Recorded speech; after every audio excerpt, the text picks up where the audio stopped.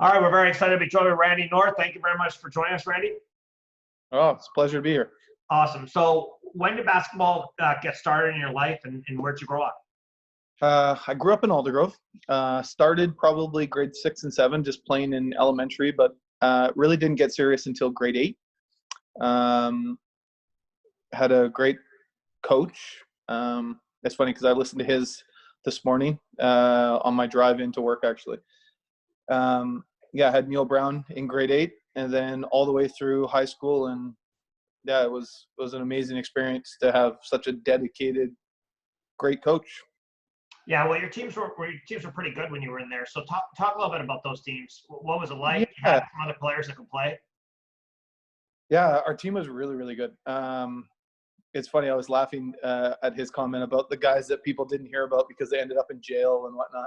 My team in grade 8 was ginormous. So we had like 4 or 5 guys over 6 feet tall in grade 8.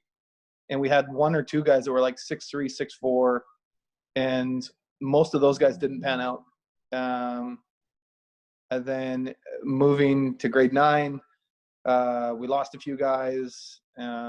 And then we had someone move into the transfer schools. Well, he actually lived in our catchment, but his parents had him going to Poppy. So I think that was the end of grade 9, early grade 10. So Jeremy Lipin moved in, or went to the school that he was supposed to go to. And grade 10, we had a really, really good group. And really right around grade 9 was when me and James Maximieux both started to fall in love with it and kind of slid into different like up the pecking order a little bit, as you say. When we were in grade 8, we had 2 really good players, Chris Veal, who's the women's coach over at Brookswood, and Corey York, who played at Langara and played at UBC Okanagan, Langara, and I want to say Malaspina too. So yeah, it was we had a really good group in grade 10. Kind of came up short, and then grade 11 and 12, yeah, we were quite good. Talk about what it was like to kind of were you multi-sport? Did you play a bunch of different things? How did you lock in on basketball? Yeah, when I grew up, I played tons of soccer. Played soccer probably up till about grade 8, seriously. Then grade 9, I just, every time there was any type of conflict, I always chose basketball. So I'm in grade 8 in 1990. So in 1989, my parents got WGN. So I got to watch all 82 games of Jordan. So that was back in the day when you had the VCR, figure out how to get it recorded and all that. So yeah, I mean, I fell in love with basketball. But I was pretty good at soccer. And I still remember like people phoning my parents, giving them a hard time about me choosing basketball. Just thinking I should have stuck with soccer. And at the end of the day, my parents just allowed me to do, whatever I was passionate about. And yeah, it worked out good. Sure, grade 11 and grade 12 teams, I know you kind of glossed over, but you guys were very good. Can we get a little more in depth on those teams? Yeah, so my grade 11 here, we're AA team, and we were quite good. Like we would compete with. I've said it before. I think if you go back to 1994, that little era right there, not my 95 year, the 94 year, the 4 teams that are in the semifinals are so good at the AAA level. We got to play against one of those teams, and then played a few of them later on. But they were just so good. Like, who are the players on those teams? So that kind of get a glimpse. So Aaron Mitchell was Terry Fox, but they had Dave Morgan, and they had a really good point guard. They played Richmond in the final and beat them. But Richmond was stacked. I mean, that's Bobby Singh, Andrew Mavis. Out of that 94 group, there's 2 of the 2000 Olympians are in that group. So Andrew Mavis and Eric Heinrichsen. I think he's the only guy to ever get MVP and finish 3rd. So Yeah, my grade 11 team, we had a good team. We won the final. I think it was close, but we had a good rivalry with DW Poppy, and that's who we played in the final. And we actually played in Langley too at Trinity Western, so it was really cool, great atmosphere, and it was a lot of fun. So you end up graduating. What did you figure out through the process to get to the choice to go to college? So when I was in grade 11, I started to realize that like basketball was going to be something that I could do in college and university. But I didn't have French, so that eliminated UBC and UVic and SFU. So I knew I was going to have to go to college. So when I was in grade 12, my grade 12 English teacher was the assistant coach at Fraser Valley College, Tom Antle. So every day he would come in and, hey, talk to me about our weekend. I would ask him questions about his, and it would waste about half an hour of every English class. So people loved it because we didn't do anything. And then Pat Lee got the head coaching job there, and I was familiar with him. He was like a regional coach for me, so I had a bit of a relationship with him already. And then I went to Fraser Valley my first year out of high school. I think being kind of shy, I'm very close with my parents, so I got to stay at home. So I went to Fraser Valley and had a really weird year. Like, it was really strange for me to be coached by someone different, just be in a different atmosphere. We had a very good team. We had the type of team that would beat everybody but could lose to anybody. So I broke my hand at Christmas, so I was out for a month. So that kind of put a damper right in the middle of the season. And I learned a lot about what I was looking for moving forward. So if I rewind back a bit, it was funny. I was listening to your one earlier with Brown, and I made the U19 team, the provincial U19 team, when I was 18. So coming out of grade 12, and it was kind of like a shock that I had made that team, because traditionally they take all 19-year-olds. And I made that team, and it was one of the best experiences, and it allowed me to see where I kind of stood in the whole Canada, getting to compete against all the other provinces. And everybody back then, that's when, if you were good, you went to that. So we made it to the final, lost to Ontario. But, we lost because our best player, Andrew Mavis, hurt himself in the semifinals and didn't play in the final. And but it was just a great experience. I think I was like second in scoring and first in assists and steals. And it just was a great experience. And then, so I went from my high school to that. Then I went to Fraser Valley, and it just was a bit of a rough fit. So I ended up sitting out. People that have told me how much they enjoyed the U19 experience and how much of an impact it had on them. It's been just about everybody. I mean, it's unbelievable that we haven't had, in my entire time in coaching, we've never had it. So, we're talking 20 years now. So it's a very interesting dynamic.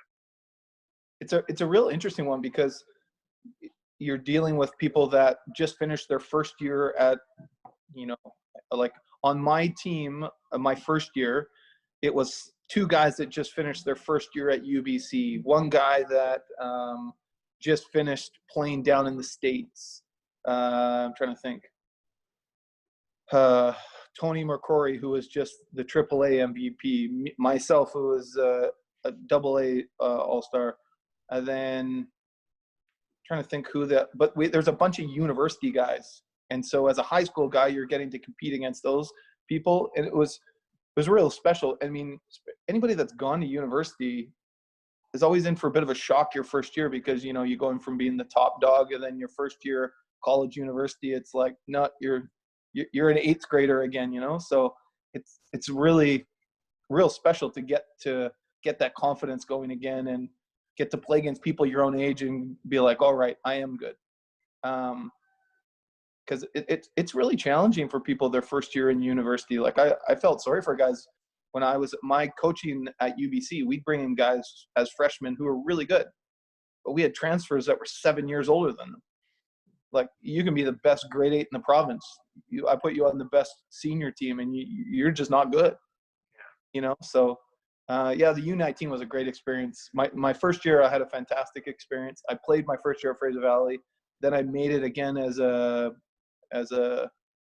19-year-old, and that's when I met Kevin Hanson. So I played my first year at Fraser Valley. I really disliked it. Wasn't focused in school. It just was a bad fit. So I sat out the year. I lifted weights. I played every men's league you can think of, got bigger, stronger, faster, and then went and played at Langara. And because of my experience with Kevin the summer before, I really knew he was the type of coach I wanted to play for. It was very similar to my high school coach. We were really pushed us, and had a great experience at Langara. Was there for 2 years, won 2 national championships. Yeah, it was fantastic. Played with some great people, and yeah. Well, one of the things about Kev and up pace tempo, the ball gets to move. You're scoring a lot. There's a lot of action. I would imagine that played into your game. Yeah, you know what? It's funny. When I first went to Langara, it was myself and Jamie Wee who were the point guards, and our starting 3 broke his kneecap dunking. He in the very first tournament we played in. So what ended up happening was we kind of bumped everybody up. So then they played me and Jamie together. So I got to play the 2 pretty much both years at Langara. And how it kind of played out was I started at the 2, but played the backup 1. And then lots of times if we needed more of a point guard later down the stretch, me and Jamie would just take turns on whatever the best matchup was. And on both my Langara teams, they kind of needed me to score a little bit more, so the ball would be in his hands early, than my hands more late. So it was just fun. Like you said, it reminded me of my high school team where we ran. Like, I think one year at Langara, we just averaged just under 100 points a game. It was like 99 something. Then the next year was not much off that. So yeah. So your teams are very good. You end up winning back-to-back national championships. What's that feeling like when you win that first one? That's got to be an unbelievable experience. You know what? It was really, really special. I mean, I played with some great players. In the final was really funny. I think we scored 92 or something like that, and me and Aaron Mitchell scored like 74 of it, or it's something silly like that. We both had giant. I think I had 37, he had 36. Wow. And it was real special too, because it was Kev's first championship. He'd lost in the final a few times, so just to like see that monkey kind of off his back. And yeah, it was. And we like had some big in our semifinal. We had a game that we shouldn't have won. We came back to win, down 6 with like a minute to go, win by 2 type of deal. So and both the finals like were 6-point games, close, and yeah, just an amazing experience.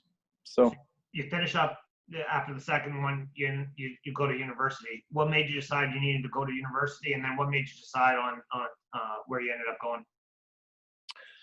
It was a real interesting one. So when I finished my second year at Langara, I think I was being recruited by almost every back then CIU school, now U Sport, almost every school in the country. Because I had 2 years left. I had a pretty good year my last year, where won lots of awards and all that. And Kev really helped me through the process. He was great. Because of my first year at Fraser Valley, I knew that I was going to be pickier about the environment that I was going to be in, and I knew that I didn't really want to be part of a like turning a program around and taking a bad program and having to deal with people that winning isn't part of their culture.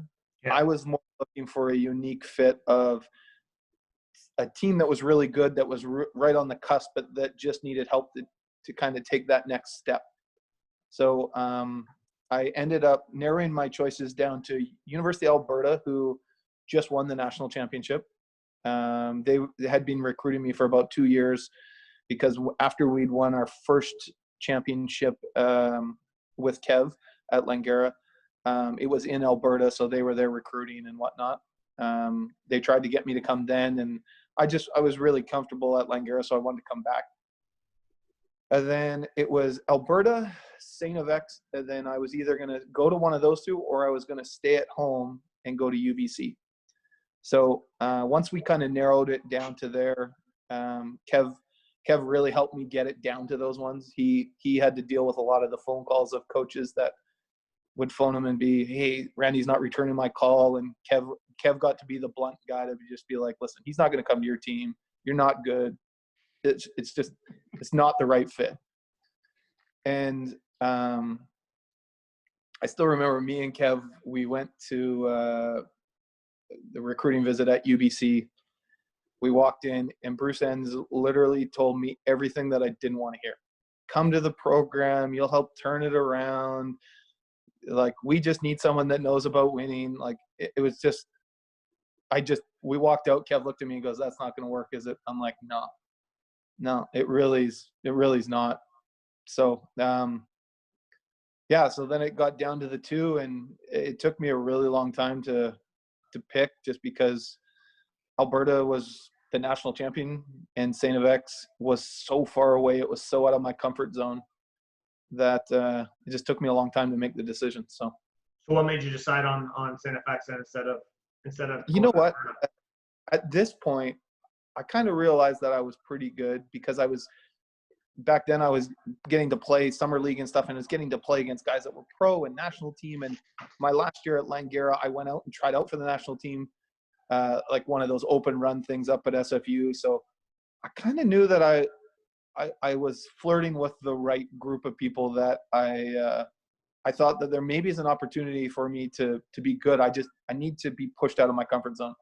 So for me, I thought St. FX was the biggest, was just what I was looking for in my basketball career. I needed to go to a place where that conference has a lot more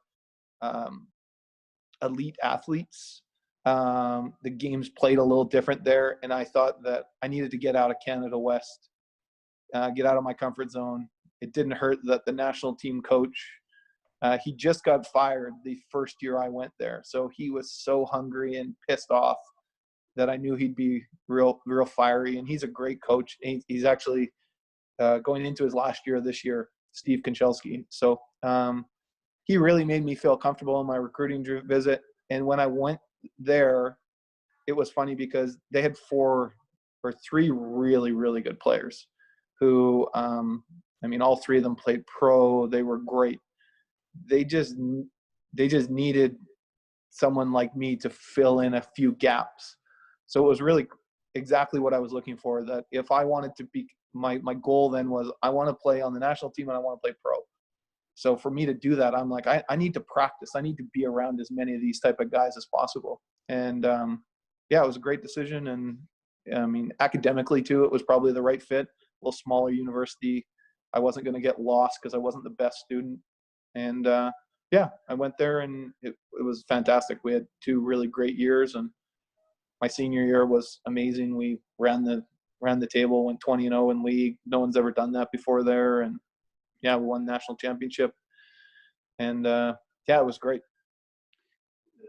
Fantastic. So now, I kind of stepped over a part when we were going through your journey. When you were working out, let's say you were in high school with Neil, or when you were in college at Langara, what was your workout schedule like? What were you doing to get on ready to play?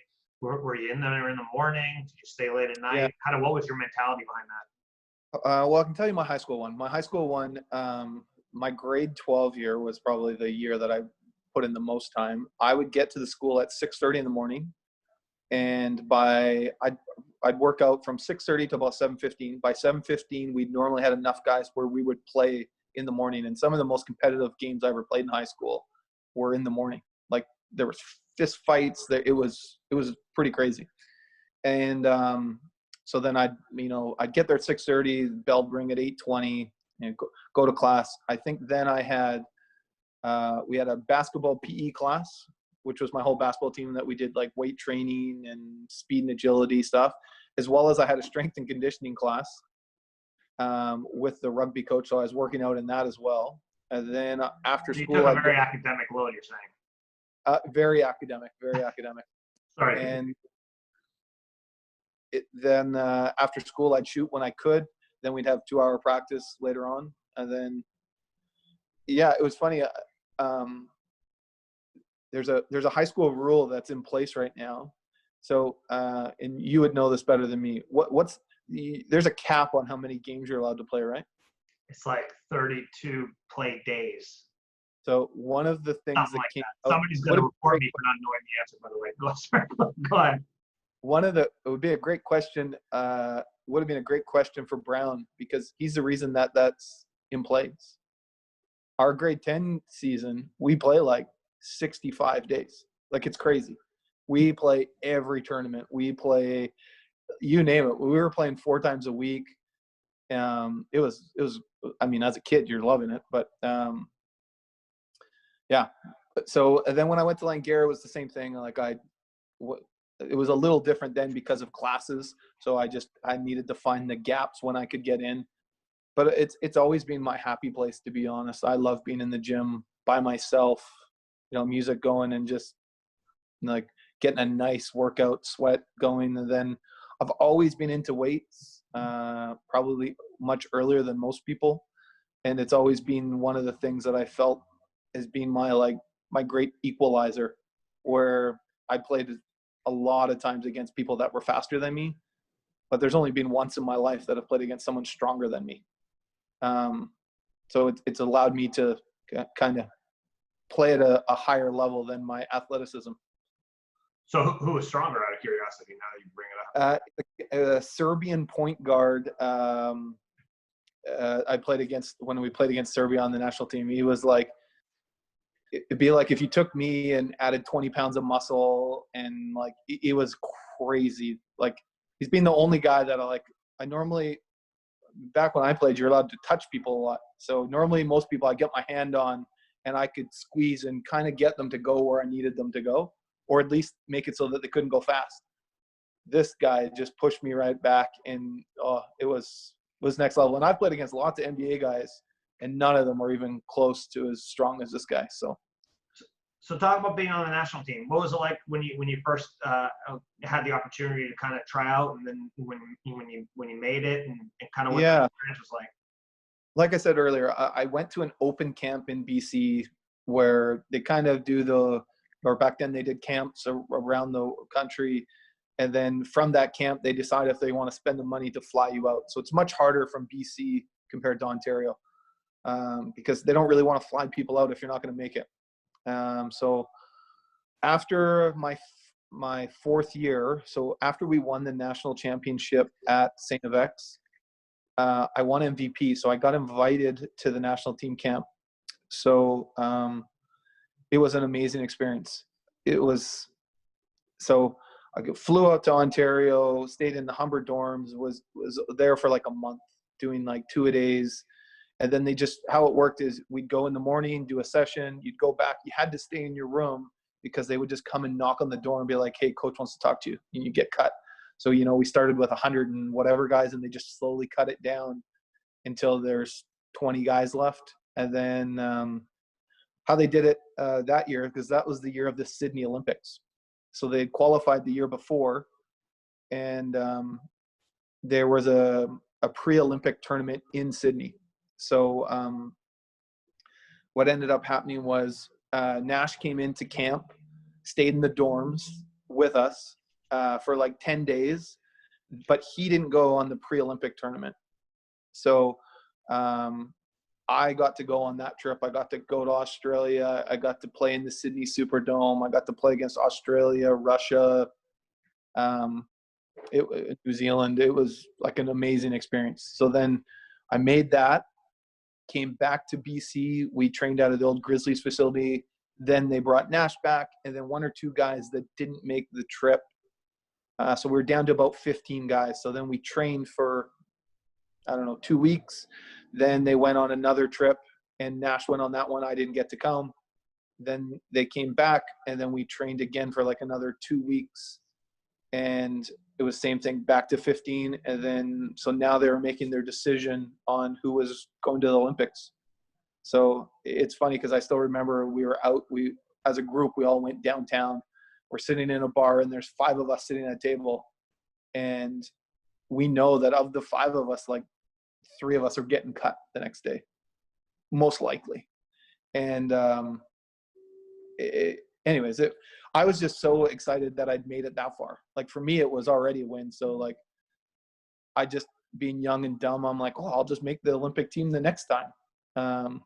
And the ironic thing is they've never qualified since. But yeah, it was really special. So then they picked their Olympic team. So we get down to 12, but they're going to train in BC. So Triano asked me if I would stick around and train with the team because Steve trained so much that sometimes he would overtrain and he'd get a little, pull a hammy or just need a rest day. And so they wanted to have another point guard so they didn't run him into the ground. So, of course, I jumped all over that, getting to do, 2-a-days versus Steve Nash. Can you think of better training, So, yeah, I did that. And then they went to the Olympics and I went back to university. So that's gotta be a huge help for you to play at university after you've done something like that. Like that must be an unbelievable experience to have that opportunity. Coming back my 5th year, I've never felt like I was in the best, because when I first went to St. X, my first year, it was me being point guard all the time. And previous to that, I was playing a lot of 2. So I wasn't as good a point guard. After that summer, I felt like I was the best point guard in the country. I knew how to dominate the game without scoring. I knew how to dominate the game in so many different ways because I'd watch Steve do it where he'd be the best player on the floor and wouldn't score a point. Or he'd score the biggest point when that was the only one he'd score. Or his team didn't have it going and he would have, we'd be playing games to 11 and he'd have all 11. It was the most in tune with everything I'd ever been to that point anyway. So it was great. I had a great season. Like, it's funny because of my whole basketball career, it's the least amount of points I've ever averaged in my whole life. I think I averaged like 11 or 12. Oh, wow. Dominated because I led the country in assists.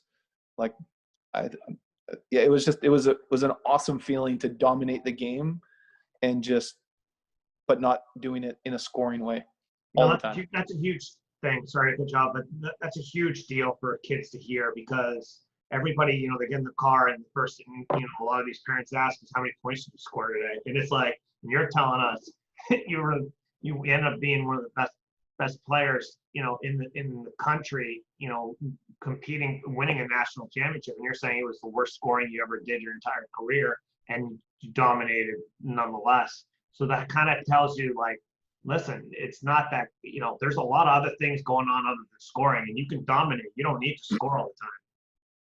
Big time. I mean, it's especially as a point guard, there's a lot of ways to dominate games defensively, offensively, just running your team and get like one of the things I'm most proud of that season was my 2 guard and my 3 guard were like top 5 in the country in 3-point field goal percentage because I got them great shots.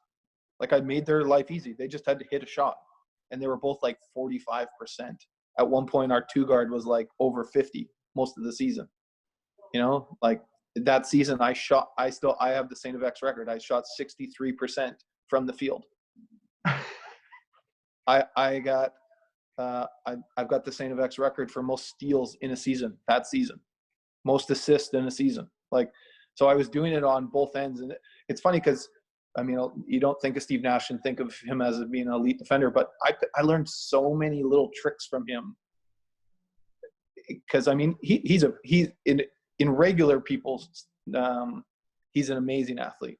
When you put him with all these NBA who are the top 1% of the world, he's a bad athlete. So for me, he's a much better athlete than me. And just the little like angles and little tricks that he would do. And like, I still remember the first time I played against him, dribbled down, I drove my shoulder in him and I popped back and I'm going to throw this two-handed skip pass. And he squeezes my elbow. So I think I'm throwing this rocket of a pass and the thing comes out like a lollipop, where his teammate steals it, throws it to Steve, and it's a 2-on-1 and I'm getting dunked on at the other end. I'm like, I was so mad. Then I was like, hey, that was a pretty great move. And now it's my go-to in men's league where I just squeeze someone's arm, not smack them, just a little squeeze, and then watch them throw a terrible pass. And there's so many little tricks of the trade, right? So absolutely. So you finish up at Santa Fe. You end up going to play pro. What was that experience like? How'd you figure out where you wanted to go, and what happened there? So after St. FX, I trained for a year. So I actually, because I messed around in school so much, I had to go back to St. FX to finish up school. Excuse me. And then I got back at Christmas, and then I trained with John Lee, who was a national team manager and whatnot. So I trained, signed with an agent, played national team that summer, and then ended up landing a deal in Sweden. So I went to Sweden, and it was funny because I was in one of those situations where just the culture wasn't about winning. It was a real frustrating one. It was it felt like I was back at Fraser Valley again, where we could beat anybody, but we'd lose to people. And then I got the bad reality of playing as an import, where season started like, I don't know, September 30th. They bring me in September 20 something. So they'd already had a month of training camp because they didn't want to spend the money too early. So anyways, we get there and we play great till Christmas. After Christmas, we lose a bunch of games that we shouldn't have. We kind of got out coached. We didn't play well. And so then they brought in another American. So, because I played as an import. So there was 3 of us there, but only 2 get to play. And then at that point, it was too late for me to like jump ship. So I had to stay and practice. It was the most frustrating thing to be around. One of my good friends, Jamie Wee, flew over and came and stayed with me and kind of made it where it was a little easier of a time. At that time, it was a little tough. So then that summer, I played national team again. And then I ended up in Denmark. And it was funny because I chose it is one of those ones. My first year, it was between this Danish team and the team in Sweden. And I went with the Swedish team because they gave me more money. And going back on it, it was the worst decision ever. I should have went with the best situation. And my Danish experience was fantastic. They have 2 championships in Denmark. They have the cup, and then they've got their league championship. We won both. I was the MVP. It was awesome. Loved it. Played national team again that summer. Then signed in Switzerland. And again, it was kind of more like my first year, where it was the wrong culture piece, where they talked about winning but didn't want to make some winning decisions. And it was kind of like my first year, where they ended up bringing in a 3rd American, and sometimes I would play, sometimes he would play. And it was just a lot of times when you're over in Europe, it's the imports get blamed or it's the coach. They never look at the rest of the group. And during that time, Kevin reached out to me and said, hey, I might have a job opportunities, maybe something you're interested in. So I left Switzerland in March. Then I started at UBC as a coach. And it's funny because my first year as a full-time assistant coach at UBC, I actually made the national team.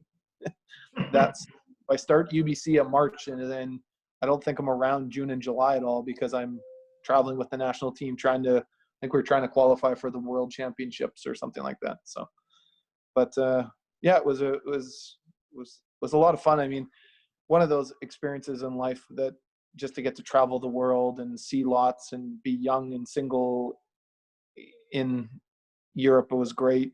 You know, it's a pretty like lonely lifestyle. I mean, it'd be much easier nowadays with social media and just being able to do things like this. Or back then, there would go months without me talking to anybody. So yeah. Listen to your story. I can't stress enough to people who are picking what university or where they're going to high school or where they're going, you know, what they want to do for their career. Is finding the right situation is more important than anything else. Making sure your goals are aligned with where you're going, making sure your beliefs are aligned with the people that you're going there with.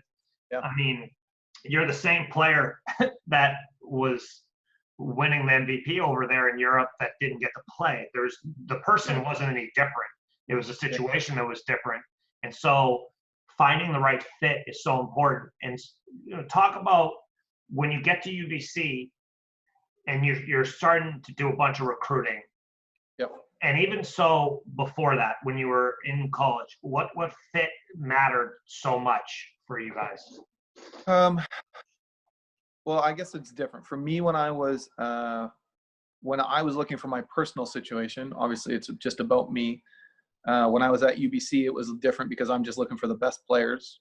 When I was looking for myself, it was important that the culture piece be about winning. And it's one of those ones where, like, you ask every coach, they say, oh, yeah, it's about winning. In realities, but they don't make decisions based that way all the time. You know, it's even one of those ones when you're recruiting sometimes is a little tricky when you ask it to high school kid and they'll say, oh yeah, I really want to go to a program that's winning. Well, that's great, but you don't want to play? And they'll look at you kind of funny and you go, well, we're really good here at UBC. So if you come here, you probably won't play for 3 years. If you're lucky. Like, it might be your 4th year. You still into winning? Well, and that's when, like, that piece. And one of the lines we used to use at UBC all the time, and I'm sure Kev still does, we never promised anybody minutes or starting spots, but we'll promise you an opportunity. Like, hey, when it's your job, the best person's going to play.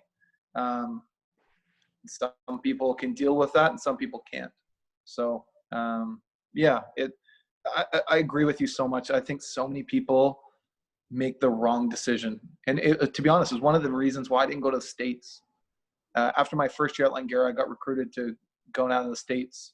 And it just was never a big deal to me because it just didn't feel like the right fit. And I see so many kids nowadays make the wrong decision with going to the States because they're so young. They watch the NCAA tournament and that's all they're thinking about. And then some of these guys pick schools that are so bad. Well, yeah, by the way, they're watching the NCAA tournament, but the school they're going to hasn't been in the NCAA tournament in 64 years. So what just happened?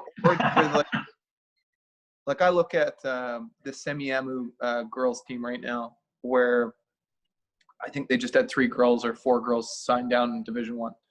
But they signed as grade 11s. They went on recruiting trips. Like, these schools really want those girls. In those situations, I say, hey, great decision. If you're the kid that's signing after your grade 12 season, when they are out of options, when they or the kid that won't sign with someone and then plays on a club team in the summer so that you can sign with someone in August, I'm like, oh my goodness, this is not going to be a good situation. No. I mean, and so many people just don't understand that, like, if you haven't got your scholarship by grade 11, most of the time it's a really bad situation. Now, I mean, there's always it's not always that way, but it's just one of those ones where I think sometimes people's what they're looking for and where reality is sometimes can be a little different. So what's a lot? So you hadn't done any coaching before. You get to UBC. You've got one of the best jobs in the country, in my opinion, at UBC. Yeah. You're working with your former coach. What's it like trying to get in there and build a culture that you want, help improve the situation? Obviously, Kev's done a fantastic job for a long time. Yeah. So you're not going into a shitty program. You're going into one of the best, if not the best program in the country at the time. What's that like? So if I rewind a little bit, so when I was in high school, so my grade 12 year, I actually helped coach the senior girls team. My first year I played 1 year at Fraser Valley. I helped coach the senior girls team that year as well. It just gave me a good excuse to get in the gym. As well, my year that I sat out after Fraser Valley, my brother's 4 years younger than me, so I coached his junior team. Then my first year that I signed as a pro, I signed in September. My second year was October. So what I did in August and September and September and a bit of October was I was actually coaching at UBC. So what I would do is I'd be like a player coach. So for me, I used it as an opportunity to stay in shape, but I got to go to all the coaches meetings, and Kev was great. He would ask me my opinion, and anybody that knows me will say that I'm quick to give it. And I think Kev really liked it. He just liked the energy that I brought to practice. He liked that I was confident enough to stop practice and call someone out. Even when I wasn't officially on the staff, but I still remember we went on a trip in October. My second year I played pro, Kev brought me on the trip. I sat there on the bench, and so when he offered me the job the next year, because my third year that I played pro, I signed really early, so I was there August 15th. So that year I didn't get to coach at UBC, and I think Kev noticed the difference in training camp, just not having me there. And he kind of saw what I was going to be like as an assistant coach.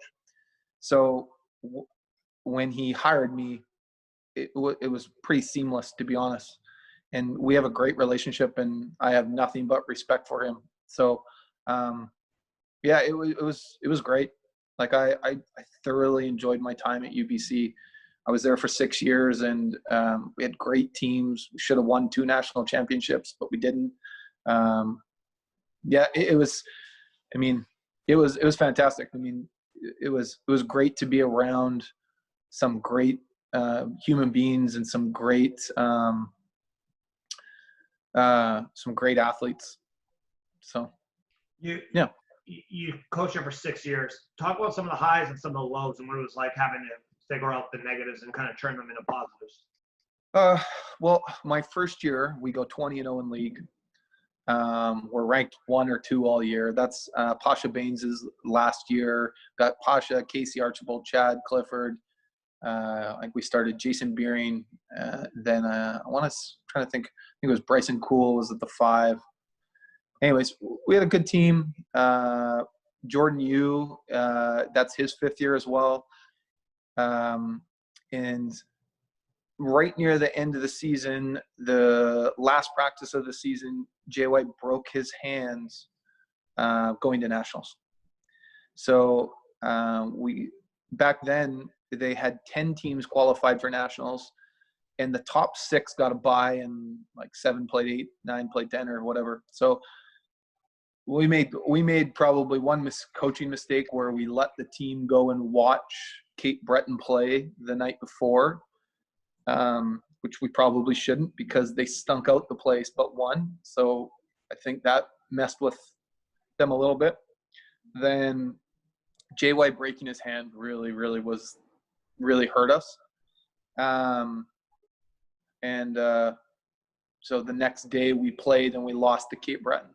And that was real low. Like it was a terrible feeling. And one of the things that sucks as a coach is you have a lot of control in the game, but as a player, obviously you have a lot more. So that was my first gut wrenching. I just felt awful. Like we'd worked so hard all season, and have it kind of end that way was really unfortunate. Yeah. And then probably the national losses are the worst, because when your season's done and you can't achieve your final goal, that's just such a bad feeling. And one of those ones that, fortunately for me as a player, I didn't have happen to me too often. Well, you know what? It makes you understand how finite the difference between the ultimate goal that you want to achieve and you know, misery is. I mean, like it's this much. People ask me all the time, like, "Oh, you've won so many championships.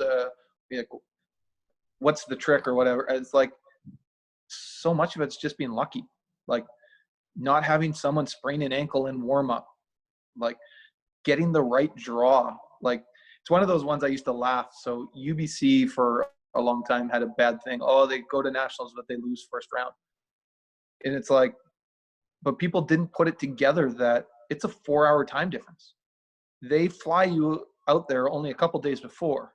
Because you're not a big draw, because they put the Halifax teams as the late game so they can make money. So that means UBC always plays an early game. So you're playing at like 10 in the morning, which is really 6 a.m. Now you're waking guys, and it's just one of those ones where it's like, yeah, it's an excuse, but it's a legitimate excuse. Like, if we're talking about the difference of winning a championship and not winning a championship, 1%, well, that's 5% right there. Like, I don't care who you are. If you're used to, as a university athlete, waking up at 8 in the morning, and I have to wake you up at 4 in the morning and say, hey, play the best team you've played all season, and we need to be great to beat this team. Well, you're not really set up for success in that scenario, right? I mean, it's one of those ones, even when they moved to Ottawa, where even that extra hour made a humongous difference. Like, I remember one year where we made it to the final. It was because of the how the seedings got done. We just played Dalhousie. Well, it just meant that we played later in the afternoon, which was humongous. It meant we didn't have to wake our guys up at 4 in the morning and try to play the best team that you've played all season at that time of the day. You know, there's just so many things to winning a championship. I mean, it's luck is a big part of it, where it's draw. I mean, I've seen teams that, you know, are won all year, then they get the worst draw ever, you know, the worst time slot. And it's like, you're playing a local team. Like, we played Cape Breton that year, and we played them, I don't know, 12 or 2 o'clock. It was a goofy time. And like, those guys were fired up. They played the night before. So our guys, it was their first time being to nationals in that big arena. And here you're playing a team that had played it. Now, if we played that team 10 times, I bet you we beat them 8 out of 10. But that's not how championships work in Canada. And it's one of the things I love. I love the single elimination. You know, it's the best team on the night. I love that. As a player, I just, that was what I lived for. So absolutely. Now you're raising your kids. You got a bunch of kids. You and obviously your wife are both basketball. I'm going to in a revering way, you're absolutely basketball crazy people. We are, yeah. And it's a great fit. I actually knew Chrissy a little bit back in the day. Not that great, but I knew her a little bit. And when I heard you guys were getting married, I'm like, oh, that'd be a good fit, actually. And so, what is it like raising your kids, and kind of how do you what type of structures do you put in place? What's it like to go right back to the very basement of teaching basketball? It's funny. So I worked at UBC for 6 years, and I changed jobs. And one of the main reasons I switched jobs so that I could be around my kids and coach my kids and just be present. Probably my dad was really around a lot. So, and coach soccer and all those things, even though he doesn't know anything about sports. So I just wanted to be part of that. Like, it never made sense to me, people that have kids and are never around them. Like, so, yeah, we've got 3 kids. We've got a daughter that's 11, a son that's 9, and another daughter that's 6, turning 7 in September. And it's been really cool. I mean, last year I think I coached 6 nights a week. My son's been playing basketball on a team since he was in grade 1, going down to Seattle, My daughter's been playing since grade 3, but like being on a team since grade 3. My wife coaches her. I kind of help coach when I'm around. And then my youngest is just starting now. Yeah, it's awesome. I mean, I love it.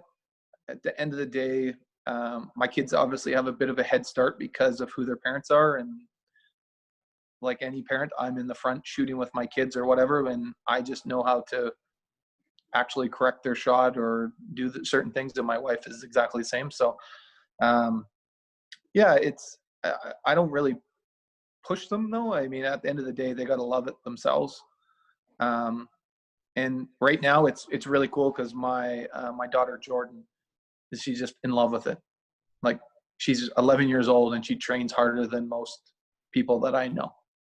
It's super cool. That's awesome. I love that. I love hearing stuff like that. So now, when you were a player, Mm-hmm. and now when you became a coach, talk about goal setting and what were you a big goal guy? Did you write it down? Was it kind of something you just kind of didn't really think about? Kind of give me a little breakdown on how important goal setting was for you. It was not something that I wrote down early on. And then it was I'm more of a planning person. So I like to write things out. I'm a big numbers guy. So I would like to write out, like, lay out a month and be like, okay, especially there was a point in my life where I didn't have 2 days off in a row. Like, I would schedule in active rest. I would schedule in massage. I would schedule in, like, hey, today's the day off. I just need to go for a 5K run. I need to rest my body. Oh, I need to go swimming. Oh, today's days I do sprints. So I more did it that way. Never like writing it down going, oh, I want to make the national team as a goal. Or never like wrote down like, oh, I'm going to shoot 1,000 shots. It was more, I would lay it out. And and as a coach, I do the same thing. Like I schedule everything and go like, okay, well, here's our first tournament. And then I'll write a list of things. I'm like, we need to have this in place. We need that out of bounds play. We're going to need a side out of bounds play. We're going to need some type of basic thing. Then, in 2 weeks, we have another tournament. Well, I'd like to add in one more piece while reviewing all that other stuff. So I'm more like that way, more like calendar type, not like, oh, we're going to work hard or those types of things. So, yeah. How has team sport and basketball translated into your business life? So obviously you run a business now. Oh, give me, I can give you a list of 48 things, but give me your kind of key things that you felt has been very helpful for you putting together your business now. Yeah. So my job now is I'm head of business operations. So I run 5 pubs, 5 liquor stores, have over 300 employees. So for my big thing, it was that structural piece. Like, I've got a head coach at each one, and I kind of act as a general manager. Really, the biggest thing I brought was the team aspect. And how can you have that team atmosphere in a pub, in a liquor store, within our group? So it's been great, like just like work ethic wise. I think that's one of the things that transfers the most from sports is your time management and when you have a job, it's very similar to practice where it's like you don't have the option to show up 30 minutes late. Where someone that's never been part of a team, they don't think it's a big deal. But I played when I played for Kev, for every minute that someone was late, we ran a suicide. So every practice, that's how we started. So you quickly realize, just don't be late. Like I said, to start this, I plan to be early for everything. So I take that with me. The real, like, one of the biggest things that I notice is when you are part of a team is giving up the betterment of yourself for the betterment of the team. So for example, I played on lots of teams where I could have shot it way more. We just wouldn't have been as good. So in this environment, am I willing to give another person, or can I convince someone, hey, your section shouldn't be 20 tables. Like, okay, you could do it, but people are going to get really bad service. How about we break this out a little bit more? or just bringing that aspect to it, where I think I look at it from that light, which is kind of unique for this industry. Well, you know what, and I think people don't put it, it's not in the books, but I'll tell you right now, it works for sure. I mean, you know, we hire former athletes here all the time at our place. They get it. The ones that we hire that aren't former athletes, it takes time. We got to train them to kind of get it. Yeah. Competing. Sorry, go ahead. It's funny. Because you hire people, I don't know if you ever do this. I'm assuming that you would. Do you find that you end up looking a lot more at that category on their resume that says like, oh, I was the junior girls volleyball player. I look at that little part of the resume more so than I look at where you've worked. Because I mean, at the end of the day, it's not really the individuals. As weird as much as people want to make it the individuals, you got to work within team concept.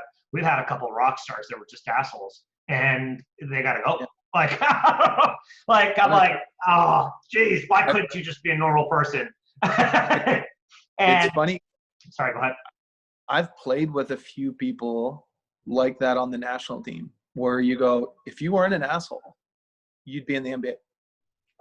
And it's funny because I ran into one of them a few years.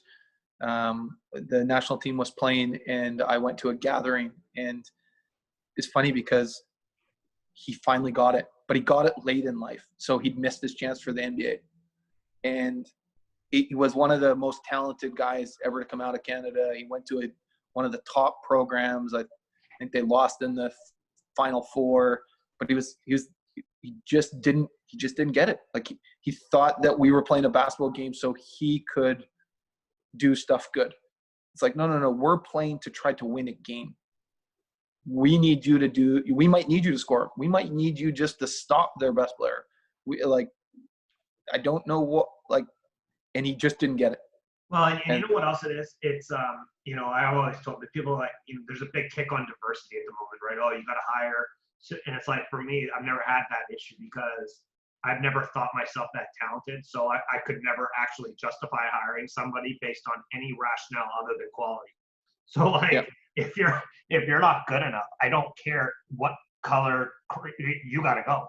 And I don't care. And if you are very good, I legitimately couldn't care how you showed up, what you did. Like if you can add to what we're doing, I need to have you.